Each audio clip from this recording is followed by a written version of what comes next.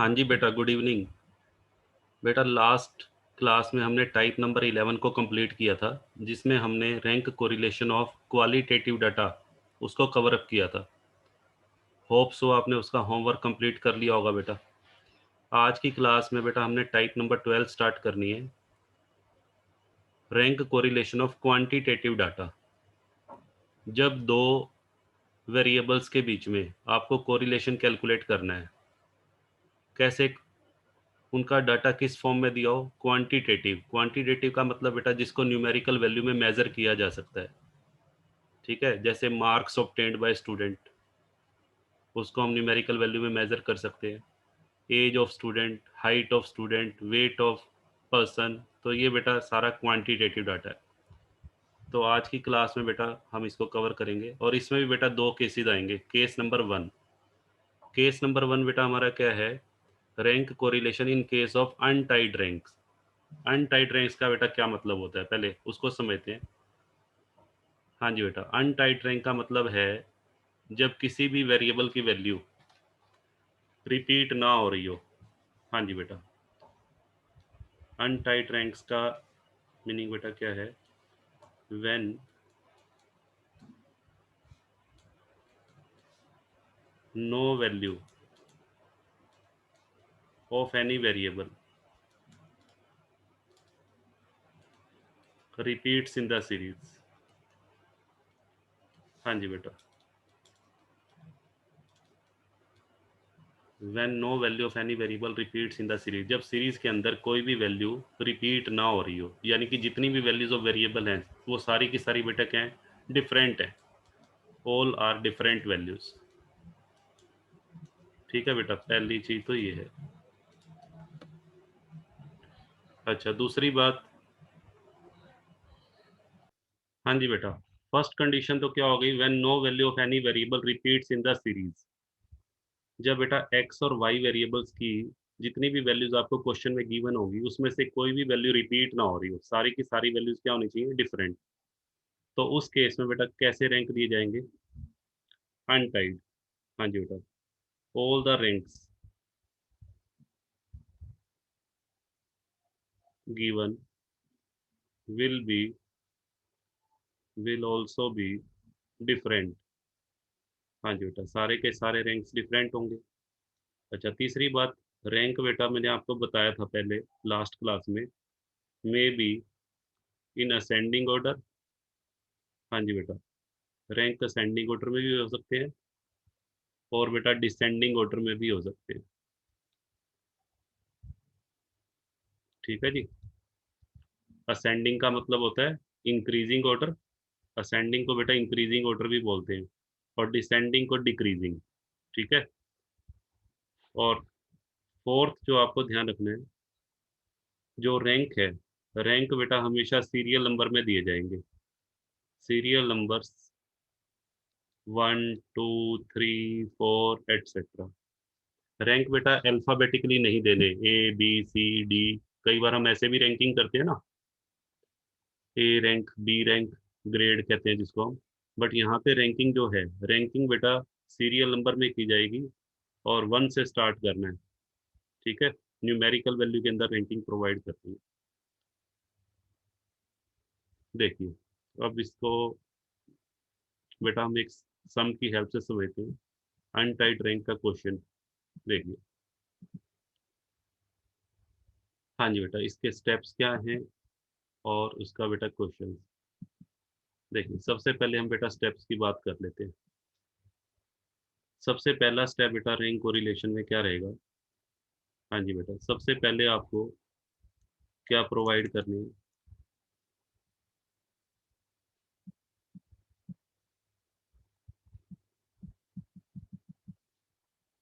हाँ जी बेटा, देखिए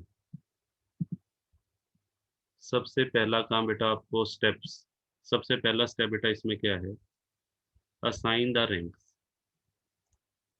सबसे पहले आपने रैंक असाइन करनी है, आइदर इन असेंडिंग ऑर्डर और डिसेंडिंग ऑर्डर। ठीक है बेटा, असेंडिंग का मतलब इंक्रीजिंग ऑर्डर, डिसेंडिंग का मतलब डिक्रीजिंग ऑर्डर। रैंक असाइन करने के बाद और ये ध्यान रखना, रैंक को रिप्रेजेंट किससे करना है, ranks will be represented by, हाँ जी बेटा, ranks will be represented by R1 and R2। R R1 का मतलब बेटा एक्स सीरीज रैंक्स, और R2 का मतलब वाई सीरीज रैंक्स।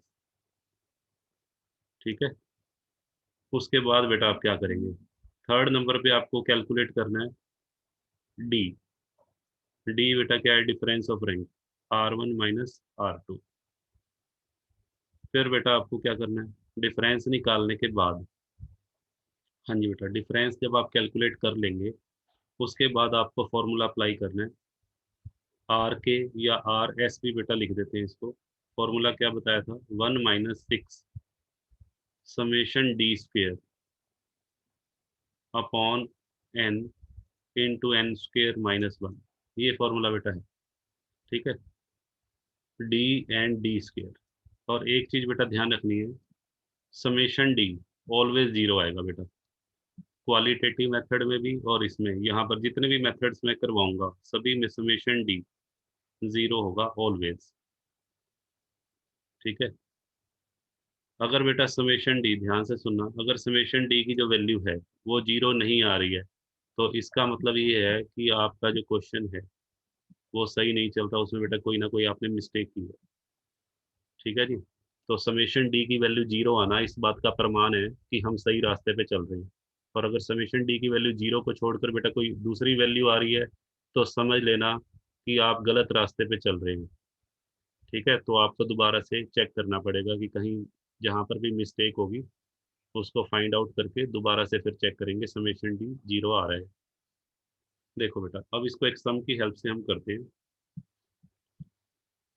लो बेटा देखो, ये हमारा सम है। इस सम में बेटा एक क्लास के अंदर 10 स्टूडेंट्स हैं, उनके बेटा आपको मार्क्स दे रखे हैं दो सब्जेक्ट के, एक तो फिजिक्स के मार्क्स हैं, एक बेटा मैथ्स के। फिजिक्स के मार्क्स को मैं लेट कर लेता हूँ एक्स, और मैथ्स के मार्क्स को बेटा मैंने क्या लेट कर लिया, वाई। ठीक है, और फिर बेटा मुझे क्या करना है, रैंक कोरिलेशन निकालने के लिए सबसे पहला काम बेटा क्या करना है, रैंकिंग। रैंकिंग यहाँ पे ऑलरेडी गिवन है, बट ये क्वेश्चन के अंदर गिवन नहीं होगी, ये आपको बेटा रैंक्स खुद प्रोवाइड करने पड़ेंगे। रैंकिंग को आपने एक्स सीरीज के रैंक R1 और वाई सीरीज के रैंक R2, ये रैंक इस क्वेश्चन के अंदर की स्टेटमेंट में बेटा गिवन है, बट ये पेपर में आपको गिवन नहीं होंगे जनरली। तो उस केस में आप क्या करोगे, उस केस में बेटा आपको रैंकिंग खुद प्रोवाइड करनी है। अब रैंकिंग का तरीका क्या है उसको ध्यान से समझ लेना। रैंकिंग में बेटा सबसे पहले, जैसे इन्होंने रैंकिंग दी हुई है डिक्रीजिंग ऑर्डर में, हाँ जी बेटा, सबसे पहले इन्होंने सबसे बड़ी वैल्यू को लिया। सबसे बड़ी वैल्यू कौन सी है इसमें, 47, पूरी सीरीज में सबसे बड़ी वैल्यू देख लो 47, उसको फर्स्ट रैंक दे दिया इन्होंने। आप ऐसा भी कर सकते हो, सबसे छोटी वैल्यू से स्टार्ट कर सकते हो, सबसे छोटी वैल्यू बेटा 6 है, 6 को फर्स्ट रैंक दे दो। ठीक है, तो जो वैल्यू सबसे बड़ी हो चाहे उससे स्टार्ट कर लो, या जो वैल्यू सबसे छोटी हो वहां से स्टार्ट कर लो। तो अब हम सबसे बड़ी वैल्यू से स्टार्ट कर रहे हैं, मीन्स हमें डिसेंडिंग ऑर्डर, डिक्रीजिंग ऑर्डर में रैंकिंग प्रोवाइड करनी है। तो सबसे पहली वैल्यू को हमने 1 रैंक दे दिया। 47 के बाद उससे छोटी वैल्यू बेटा कौन सी बनेगी, 43। 43 को हमने कौन सा रैंक दे दिया, 2।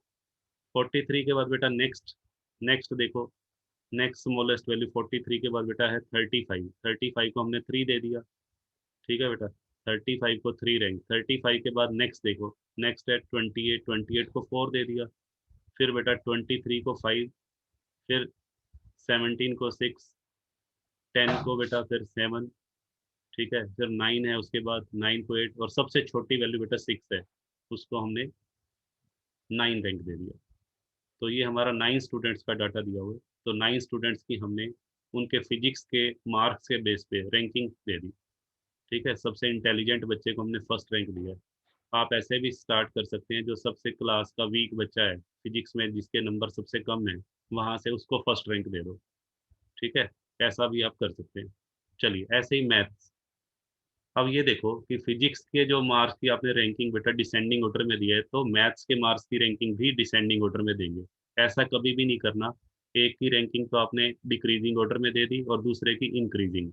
ठीक है, तो मैथ्स की रैंकिंग भी बेटा कौन से ऑर्डर में देंगे? डिक्रीजिंग ऑर्डर में। तो सबसे पहले सबसे क्लास का इंटेलिजेंट बच्चा देखो जिसके मैथ में हाईएस्ट मार्क्स हैं, मैथ में हाईएस्ट मार्क्स हैं 49, उसको हमने फर्स्ट रैंक दे दिया। ठीक है, 49 के बाद बेटा सेकंड मार्क्स, सेकंड हाईएस्ट है 45, उसको सेकंड रैंक दे दो। 45 के बाद नेक्स्ट हाईएस्ट जो है, हाँ जी बेटा, वो है 33। 33 को बेटा 3 रैंक दे दिया। फिर 31 है, 31 को 4 रैंक दे दिया। ठीक है, और सबसे लोवेस्ट बेटा 4 है, उसको हमने 9 रैंक दे दिया। तो rank will be provided in the similar manner. ठीक है, दोनों के एक्स और वाई सीरीज के रैंक बेटा एक ही तरीके से प्रोवाइड करने हैं। ऐसा कभी भी नहीं करना कि एक सीरीज के रैंक तो असेंडिंग ऑर्डर में दे दो और दूसरी सीरीज के रैंक डिसेंडिंग में। चलिए, उसके बाद बेटा आपको क्या करना है? उसके बाद बेटा फिर हमने पहले की तरह जैसे क्या निकालते हैं, डी। डी क्या होता है? Difference of rank. चलो निकालते हैं। हाँ जी बेटा, 3 - 5 -2, 5 - 3 +2, 1 - 2, 6 - 6, 7 - 8, 2 - 1, 8 - 7। हाँ जी बेटा, उसके बाद 9 - 9 0, और बेटा 4 में से 4 ये भी 0। अब जरा इसका सम चेक करते हैं। हमें चेक करना है कि अभी तक हम सही रास्ते पे हैं या नहीं, कहीं गलत तो नहीं चल रहे। चलिए इसका सम करके देखते हैं। ये बेटा कैंसिल हो गया, 2 से -2, -1 और -1 -2, ये भी बेटा ये 0 आ रहा है ओवरऑल। हाँ जी बेटा, डी की जो वैल्यू है, डी की जो सीरीज है उसका बेटा सम किया तो 0। अब निकालते हैं डी स्क्वेयर। डी स्क्वेयर बेटा कैसे निकालेंगे? देखिए, -2 का स्क्वेयर 4 4 1 0 1 1 1 0 0। लो बेटा, सभी के स्क्वेयर कर दिए। अब आपको क्या करना है? Summation D square.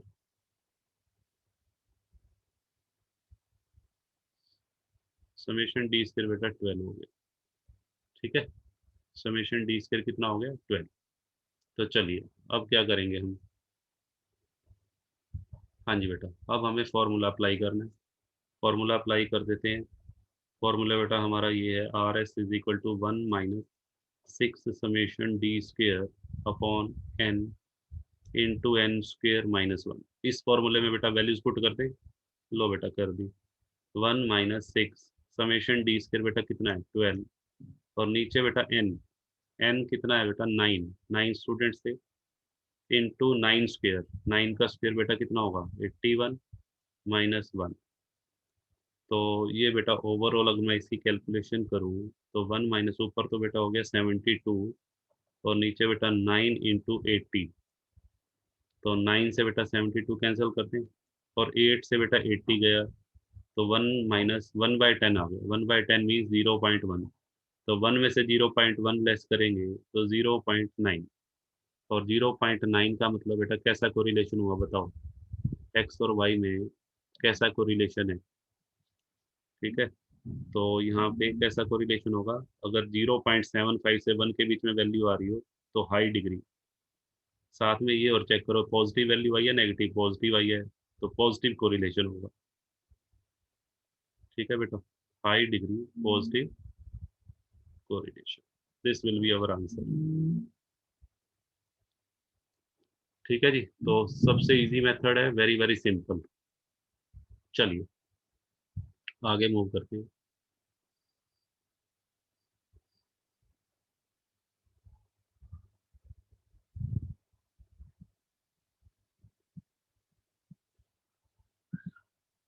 हाँ जी बेटा, अब हमने बेटा लेना है केस नंबर 2। टाइप तो बेटा हमारी सेम है 12, और केस नंबर 2 बेटा टाइड रैंक।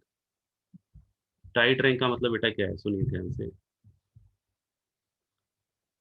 टाइड रैंक का मतलब है when,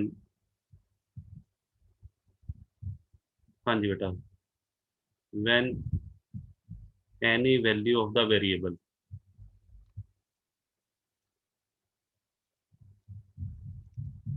is repeating in the series.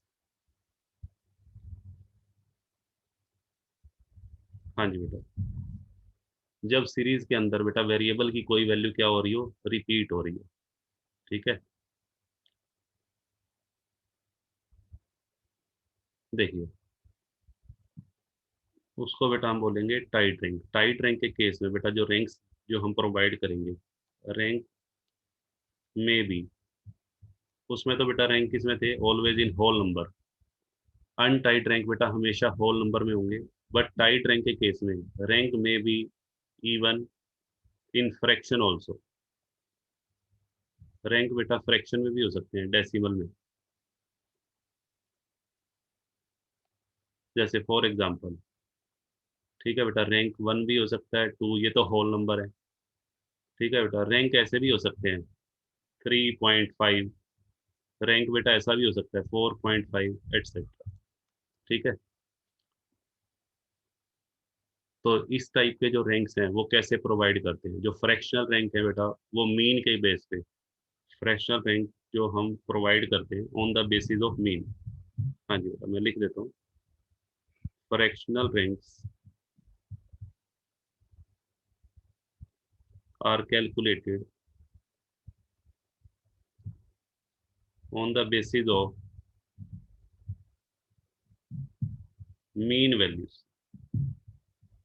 हाँ जी बेटा, ठीक है। चलिए देखिए अब इसको कैसे करते हैं, एक सम की हेल्प से समझते हैं।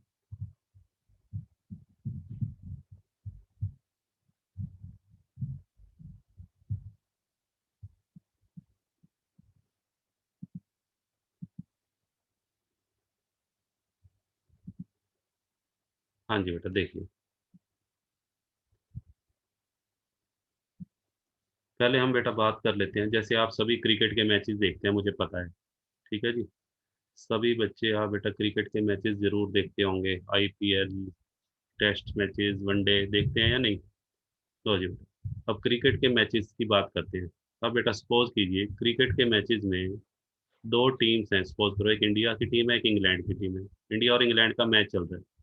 ठीक है बेटा, हमने इन दोनों को रैंकिंग प्रोवाइड करनी है कि कौन सी टीम नंबर 1 है और कौन सी बेटा नंबर 2 है। ठीक है, फाइनल मैच है। ठीक है, वर्ल्ड कप का फाइनल मैच चल रहा है मान लीजिए, और फाइनल कप में बेटा इंडिया और इंग्लैंड में हमने ये डिसाइड करना है कि वर्ल्ड कप विजेता कौन है। ठीक है, कौन फर्स्ट है और कौन बेटा सेकंड है। मान लीजिए इंडिया मैच जीत जाता है तो हम क्या कहेंगे, हाँ जी बेटा, हम इंडिया को क्या कह देंगे, इंडिया का रैंक फर्स्ट दे देंगे। और अगर इंग्लैंड अपने आप ऑटोमेटिकली कौन से नंबर पे हो जाएगा, सेकंड। ठीक है, अगर इंडिया और इंग्लैंड के मैच में इंडिया जीत जाती है तो जो विनिंग टीम होगी बेटा उसका ऑटोमेटिकली रैंक 1 होगा, और जो टीम डिफीट हो जाएगी यानी कि हार जाएगी, ठीक है, उसका रैंक बेटा क्या होगा, सेकंड होगा पूरे वर्ल्ड में। अब मान लीजिए कई बार बेटा ऐसा भी होता है, टाई हो गया। ठीक है जी, कई बार बेटा मैच क्या हो जाते हैं, टाई हो जाते हैं। ठीक है, तो वैसे तो टाई के केस में क्या प्रोविजन होता है बताओ। टाई के केस में बेटा वैसे तो सुपर ओवर करवाया जाता है। ठीक है, सुपर ओवर करवाया जाता है, सुपर ओवर में फिर डिसीजन लिया जाता है कि कौन सी टीम फाइनल, जो नंबर 1 टीम है। बट मान लीजिए सुपर ओवर करवाने का मैं थोड़ी देर के लिए एज्यूम कर रहा हूँ कि कोई प्रोविजन नहीं है। ठीक है, तो उस केस में क्या होगा, मान लेते हैं दोनों टीम के जो बेटा टाई हो गया, इंग्लैंड और इंडिया का जो मैच है टाई हो गया। टाई कैसे हुआ, इंग्लैंड की टीम ने 8 विकेट खोकर 338 रन बनाए थे। इंग्लैंड की टीम ने बेटा पहले, जो पहली पारी थी वो इंग्लैंड की टीम ने खेली है जिसमें, हाँ जी बेटा, उसने 8 विकेट खो के कितने रन बनाए, 338, कितने ओवरों में, 50 ओवरों में। फिर इंडिया की टीम की बारी आई, इंडिया की टीम भी पूरे 50 ओवर में कितने रन बना पाई, 338। और टारगेट कितने का था जीतने के लिए, जीतने के लिए बेटा 1 रन फालतू बनाना होता है, 339। तो वो तो बना नहीं पाया इंडिया, तो दोनों का मैच बेटा क्या हो गया, टाई हो गया। ठीक है, इंग्लैंड और इंडिया का मैच टाई हो गया। अब क्वेश्चन अराइज होता है, अब रैंकिंग हम कैसे देंगे। हाँ जी बेटा, हमने इनको मार्क्स प्रोवाइड करने हैं, सॉरी रैंकिंग प्रोवाइड करनी है, तो रैंकिंग कैसे प्रोवाइड करेंगे। वैसे तो क्या था रूल, रूल ये था कि जो टीम जीत जाती है उसको फर्स्ट रैंक, इंग्लैंड सेकंड, दूसरी टीम जो है वो सेकंड, हारने वाली टीम। बट अब क्या हुआ, अब बेटा यहाँ पे दोनों टीम के मार्क्स, दोनों टीम का स्कोर सेम है। ठीक है, इंग्लैंड और इंडिया का जो स्कोर है बेटा इक्वल है। इक्वल के केस में क्या किया जाएगा, जो 1 और 2, जो विनिंग पोजीशन, ठीक है, और ये जो 2 है इसका एवरेज निकाल लेंगे बेटा, इसका एवरेज निकालेंगे तो 1.5 आ जाएगा। तो दोनों टीम को कितने कितने अंक दे दिए जाएंगे, इसको 1.5 अंक इसको दे दिए जाएंगे और 1.5 इसको दे दिए जाएंगे, ये रैंकिंग बनेगी। ठीक है, तो इसको बेटा टाइड रैंक बोलते हैं। जब टाई हो जाए तो इस तरीके से मीन की हेल्प से, हमने यहाँ पे क्या कैलकुलेट किया बेटा, मीन। तो कैसे करते हैं इसको, देखो पहले इसका हम प्रोसीजर पढ़ते हैं। ये तो जस्ट आपको एग्जांपल मैंने, हाँ जी बेटा, समझाने के लिए दिया। अब देखिए, अब सबसे पहले हम स्टेप्स की बात कर लेते हैं, कौन कौन से स्टेप्स हैं। सबसे पहला स्टेप बेटा जो आपको ध्यान रखना है, सबसे पहले आपने रैंकिंग प्रोवाइड करनी है। लिस्ट द स्कोर्स, स्कोर्स का मतलब बेटा value of variable in the order, order बेटा असेंडिंग भी हो सकता है और डिसेंडिंग, और फ्रॉम स्मॉलेस्ट टू लार्जेस्ट। ठीक है, स्मॉलेस्ट टू लार्जेस्ट या लार्जेस्ट टू स्मॉलेस्ट। हाँ जी बेटा, यहाँ पे मैं लिख देता हूँ लार्जेस्ट टू स्मॉलेस्ट भी बेटा हो सकता है। ठीक, इंक्लूडिंग टाइड वैल्यूज। ठीक है, assign a rank to each position. फिर बेटा सभी को आपने रैंक प्रोवाइड करने हैं। अच्छा, चलिए ठीक है। उसके बाद बेटा क्या करना है, व्हेन टू और मोर स्कोर्स आर टाइड, जब दो या दो से ज्यादा स्कोर टाई हो जाए। ठीक है, तो compute the mean and give each tied score the mean rank. उसके बाद बेटा मीन कैलकुलेट करेंगे, जैसे यहाँ कैलकुलेट किया था, और मीन वैल्यू के बेस पे जो रैंक आएगा वो प्रोवाइड करना है। ऐसा भी हो सकता है तीन टीम टाई कर जाए, मान लो तीन टीम है, इंग्लैंड, इंडिया, इंग्लैंड और एक टीम बेटा और ले लो आप।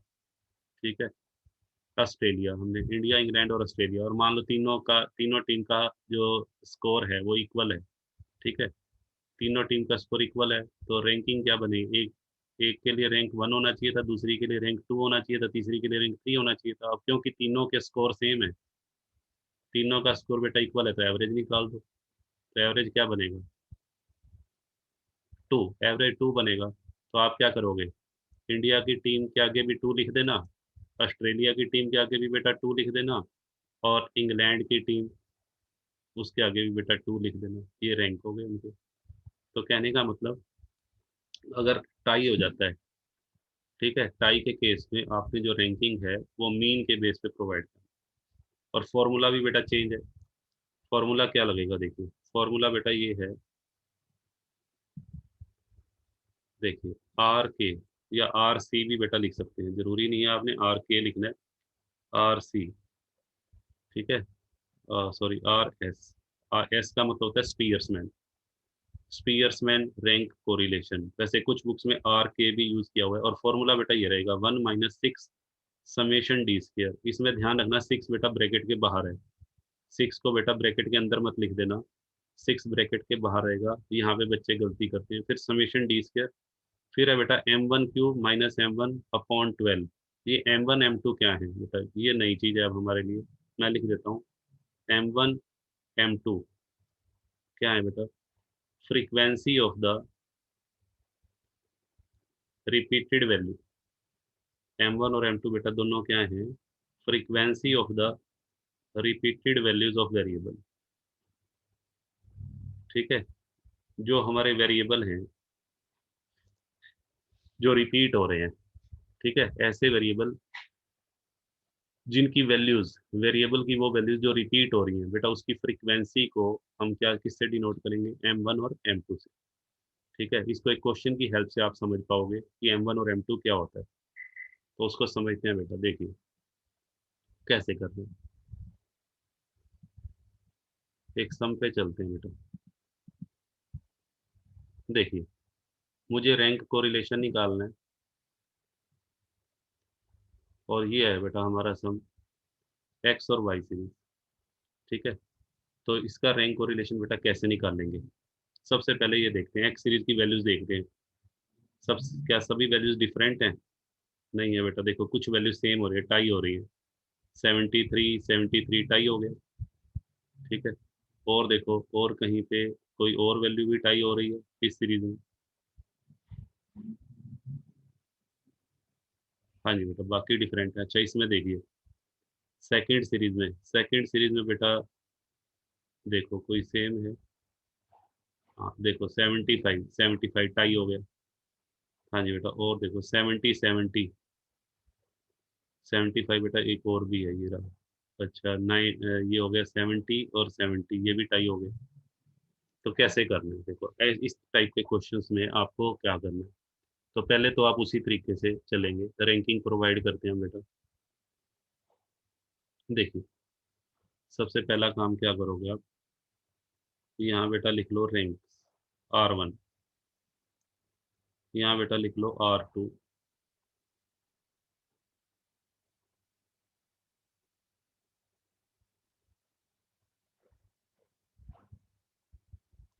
लो बेटा। और आपको एक और मेथड बताता हूँ मैं, इसमें थोड़ा सा इजी हो जाएगा आपके लिए। आप पहला काम ये करो,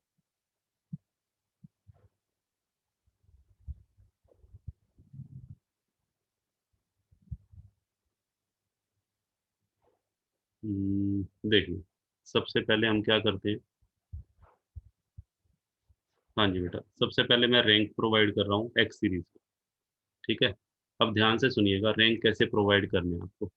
रैंक प्रोवाइड करने के बेटा दो मेथड होते हैं, असेंडिंग और डिसेंडिंग। तो अभी सिर्फ हम एक्स सीरीज की बात करेंगे। एक्स सीरीज में सबसे लार्जेस्ट वैल्यू देख लो, लार्जेस्ट वैल्यू से स्टार्ट कर लो या बेटा स्मॉलेस्ट से। तो मैं लार्जेस्ट से स्टार्ट कर रहा हूँ, 95 सबसे लार्जेस्ट वैल्यू है।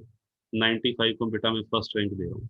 ठीक है, 95 के बाद सेकंड सेकंड जो लार्जेस्ट है वो बेटा 91 है। 91 को कौन सा रैंक देंगे, 2। 91 के बाद बेटा नेक्स्ट लार्जेस्ट कौन सी है, देखो 91 के बाद आ रहा है बेटा 83। 83 को बेटा हम कौन सा रैंक दे देंगे, 83 को 3।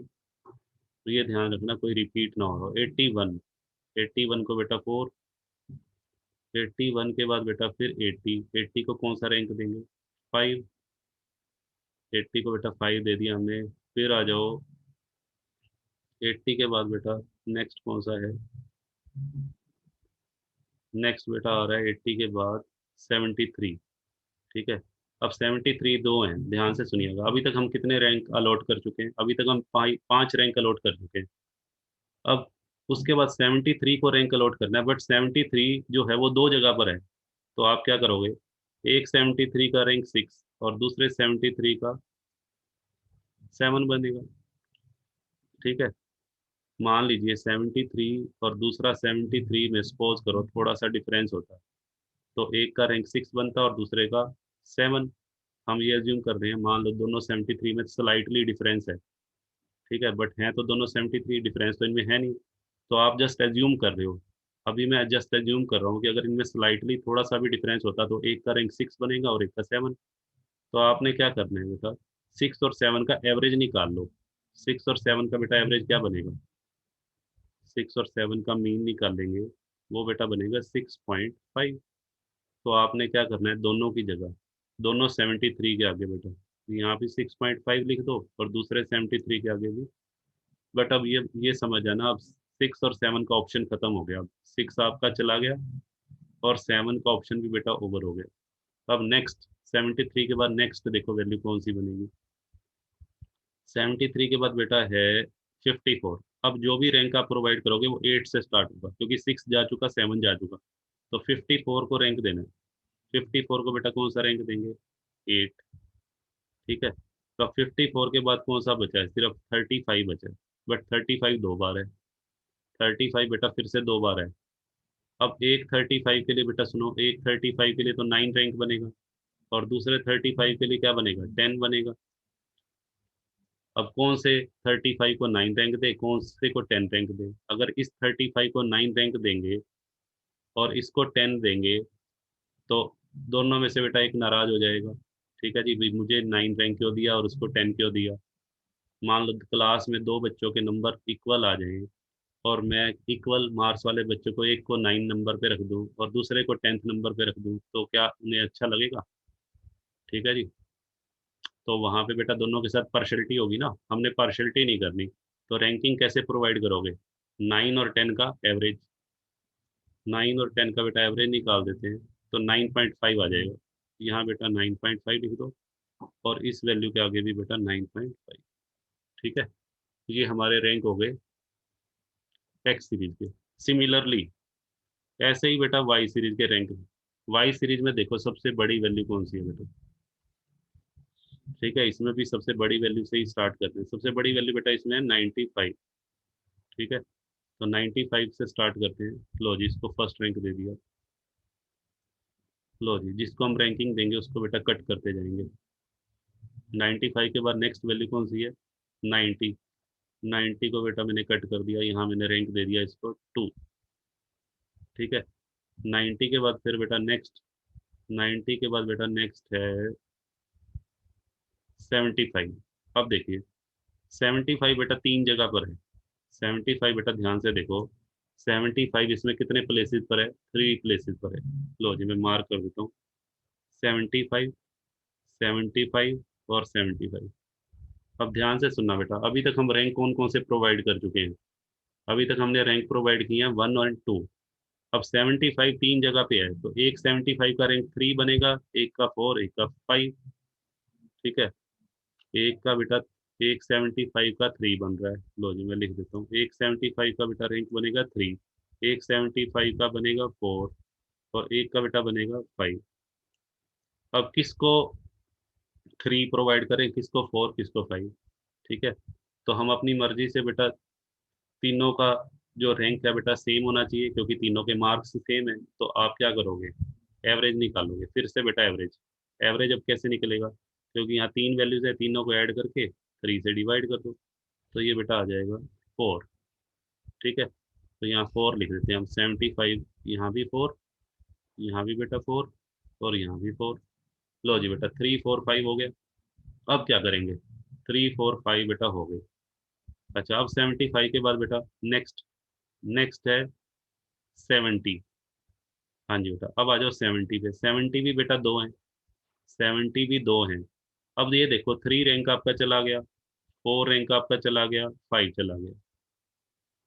अब बेटा हमने 70 को देना है, और 70 हमारे पास दो हैं, तो एक को रैंक क्या दोगे? 6, और दूसरे को 7। फिर वही एवरेज निकालो, 6 और 7 का एवरेज बेटा 6.5। तो यहाँ मैं लिख दूँ 6.5 और 6.5। अब बेटा 6 रैंक भी चला गया और 7 भी चला गया। ठीक है, इनका एवरेज मैंने निकाला 6.5, वो लिख दिया। अब 6 और 7 के, अब नेक्स्ट वैल्यू को 8 रैंक देना है। तो 8 रैंक बेटा कैसे देंगे देखो। उसके बाद देखो 70 के बाद नेक्स्ट है 60। हाँ जी बेटा, 70 के बाद नेक्स्ट है 60।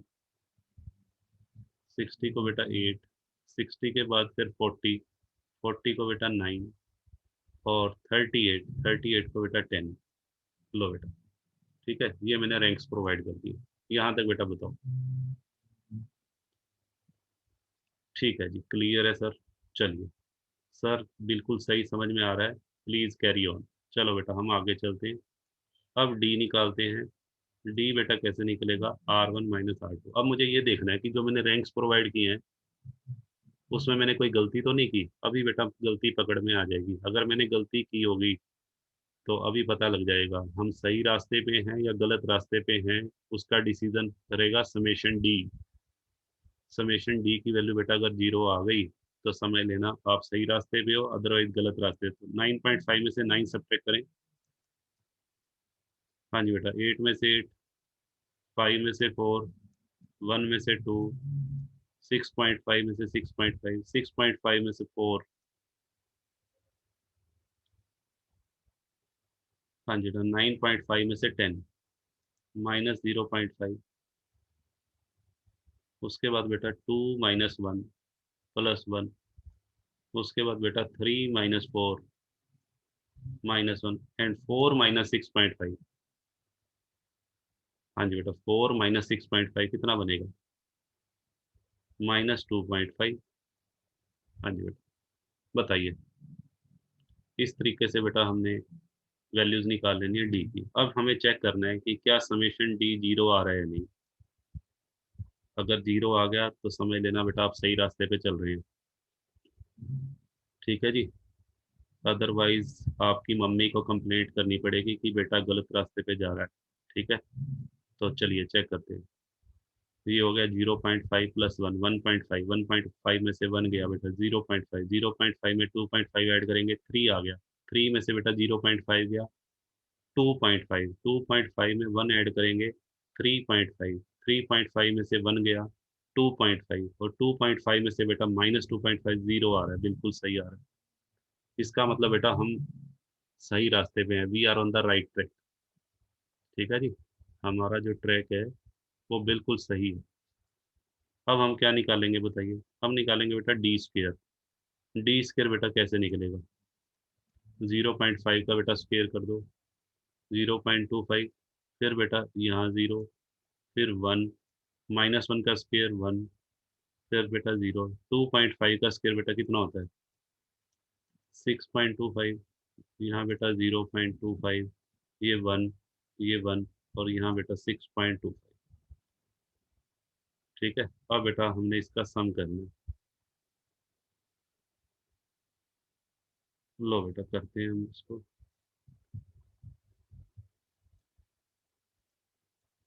सम बेटा कितना आ रहा है देखिए, 6.25 दो बार है, तो इन दोनों का सम पहले कर लेते हैं। 12.5 हो गया।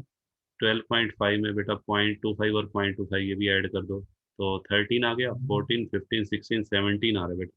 इसका सम करोगे तो बेटा 17 आ रहा है।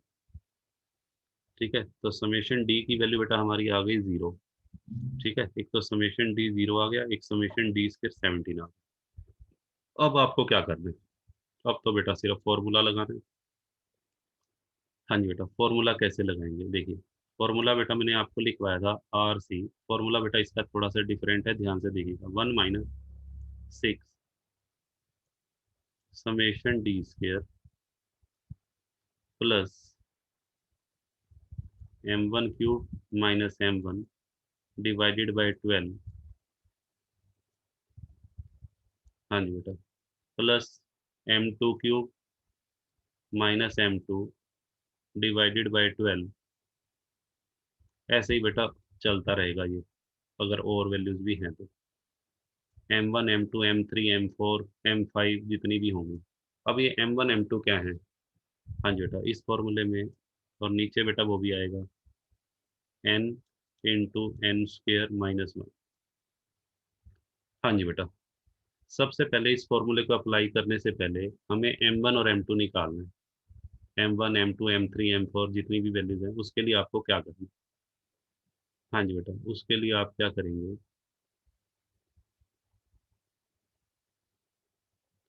देखिए,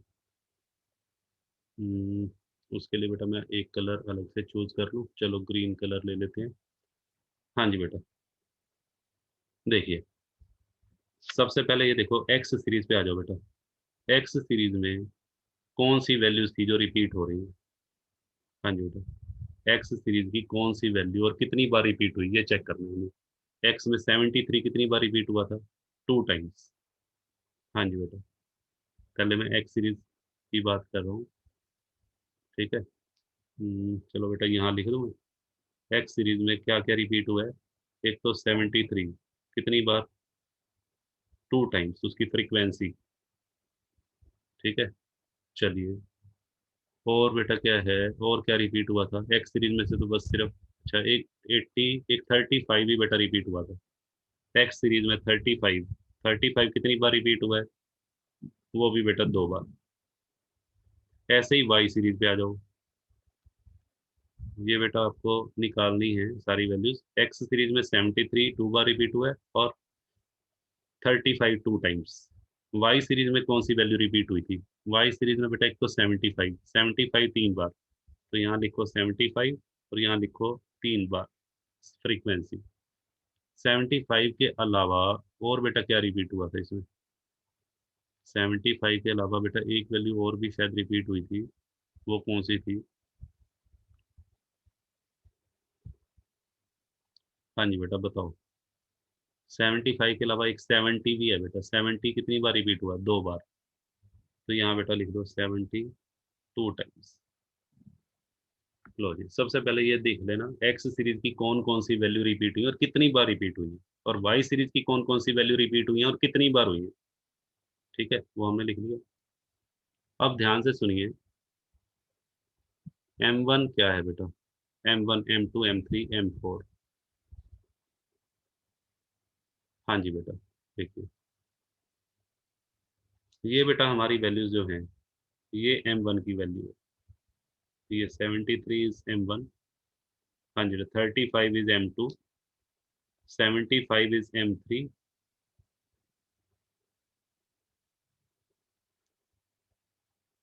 और M4 जो फ्रीक्वेंसी है बेटा एक्स सीरीज की, जो 73 वैल्यू है वो कितनी बार रिपीट हुई है, 2 बार। तो ये बेटा आपकी वैल्यू, आपकी M1 की वैल्यू होगी, ये आपकी वैल्यू M2 की होगी, ये बेटा M3 की होगी और ये M4। ठीक है, ध्यान से सुनना, जो जो वैल्यू जितनी बार रिपीट हो रही है, फ्रीक्वेंसी लेनी है आपने, फ्रीक्वेंसी ऑफ रिपीटेड वैल्यूज, वो M1 M2 M3 M4 होगा। तो मैं यहाँ लिख दूँ, हाँ जी बेटा, M1 कितना हुआ, M1 बेटा 2 हो गया, M2 2 हो गया, M3 M3 3 हो गया और M4 2 हो गया। ठीक है बेटा, फ्रीक्वेंसी को लेना है, फ्रीक्वेंसी की जो वैल्यूज होंगी वो M1 M2 M3 M4 होंगी। किसी भी वैल्यू को आप M1 नाम दे दो, किसी को M2 दे दो, उससे कोई फर्क नहीं पड़ता। चाहे ऐसा कर सकता था मैं M3 को M2 लिख दूं। ठीक है बेटा, ये जो चार वैल्यूज है ना, 2 2 3 2, इनमें से किसी भी वैल्यू को M1 नाम दे देना, किसी को भी M2, उससे कोई फर्क नहीं पड़ता। बट ये ध्यान रखना, M1 M2 M3 M4 जो है वो हमेशा फ्रीक्वेंसी होगी, एक्स की वैल्यू जो है उसको M1 M2 M3 M4 नहीं करना। ठीक है बेटा, चलो अब क्या करना है, अब देखिए, अब हमारा स्टेप ये रह गया, अब हमें फॉर्मूला अप्लाई करना है बस, और कुछ नहीं करना, सब कुछ हमारे पास है। लो बेटा, फॉर्मूला हम अप्लाई कर दें। तो फॉर्मूला अप्लाई करने के लिए, हाँ जी बेटा देखिए,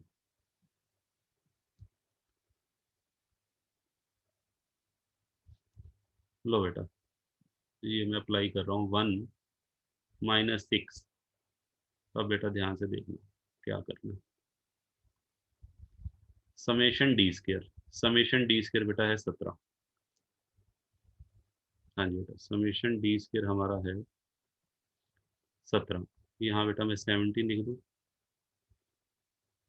प्लस, हाँ जी बेटा, ये तो मैंने 17 लिख दिया। अब उसके बाद बेटा देखिए, M1, M1 बेटा हमारा 2 है। ठीक है, तो 2 का क्यूब -2, 2 का क्यूब, यहाँ बेटा देखो M1 क्यूब करोगे तो 2 का क्यूब बेटा कितना होगा, 8। ठीक है, कई बच्चे 6 लिख देते हैं, 2 × 3 6, 2 का क्यूब होता है 2 × 2 × 2, तो 8 आएगा बेटा। 8 में से फिर M1, 8 में से फिर M1 2 गया 6, 6/12 आएगा ये। इस पूरे की कैलकुलेशन करोगे बेटा, ये वैल्यू पुट करके, 2 पुट करके, ठीक है, तो इसकी जो वैल्यू आएगी बेटा वो कितनी आएगी, बताओ। हाँ जी बेटा, इसकी वैल्यू आएगी 6। ठीक है, 2 का क्यूब 8, 8 में से 2 गया 6, और 6/12, 6/12 तो पूरे की वैल्यू बेटा कितनी आ जाएगी, 6 नीचे बेटा 12 भी है ना, तो 0.5 आएगी ये, 1/2। तो यहाँ मैं 0.5 लिख दूँ। चलिए, अच्छा अब ये देखो, M1 की वैल्यू भी 2 है, M2 भी 2 है, तो M2 की वैल्यू पुट करोगे तो सेम ऐसे ही ये भी 0.5 आएगा।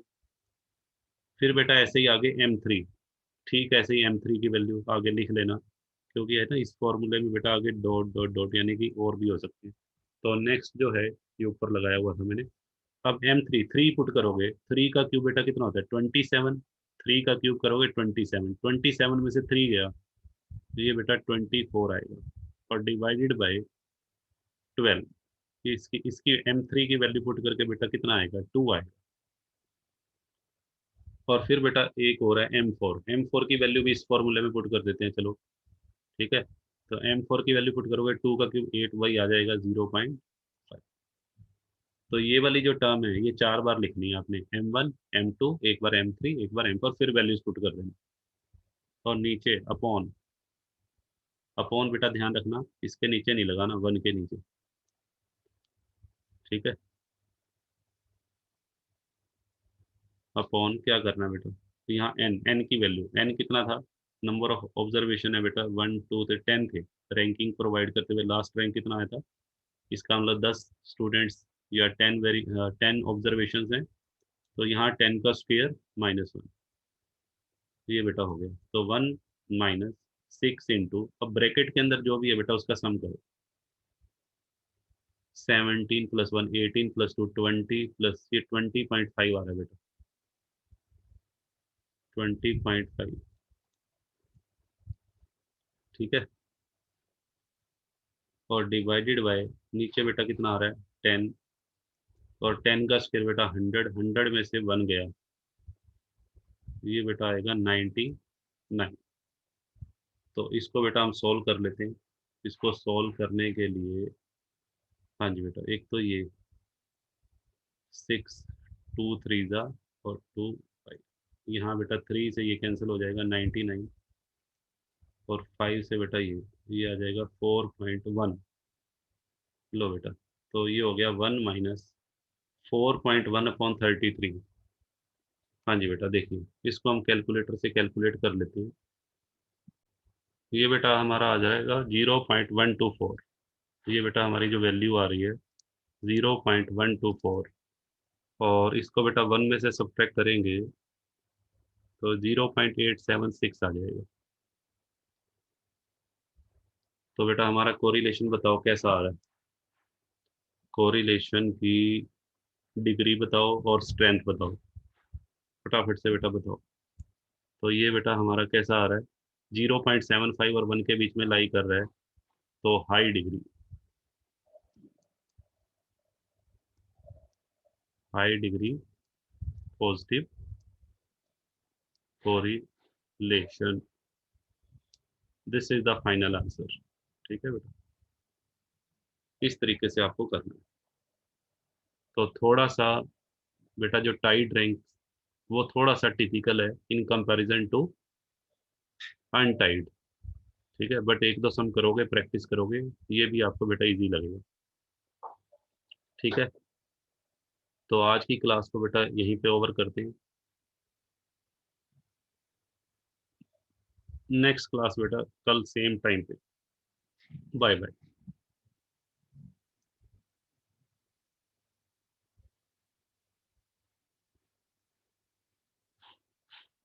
एक बेटा जिन बच्चों ने मेरा चैनल सब्सक्राइब नहीं किया है, अगर आपको लगता है कि मैं आपके लिए कुछ अच्छा कर रहा हूँ, तो प्लीज़ मेरे चैनल को बेटा लाइक सब्सक्राइब और शेयर जरूर कर दीजिए। और बेटा अपना कमेंट्स जरूर डाल दिया करो क्लास के बाद, क्लास आपको कैसी लगी।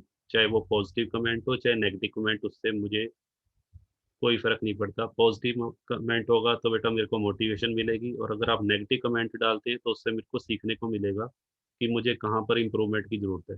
ठीक है, तो आज बेटा ये काम जरूर करना है आपने। चलिए, ठीक है बेटा, बाय बाय।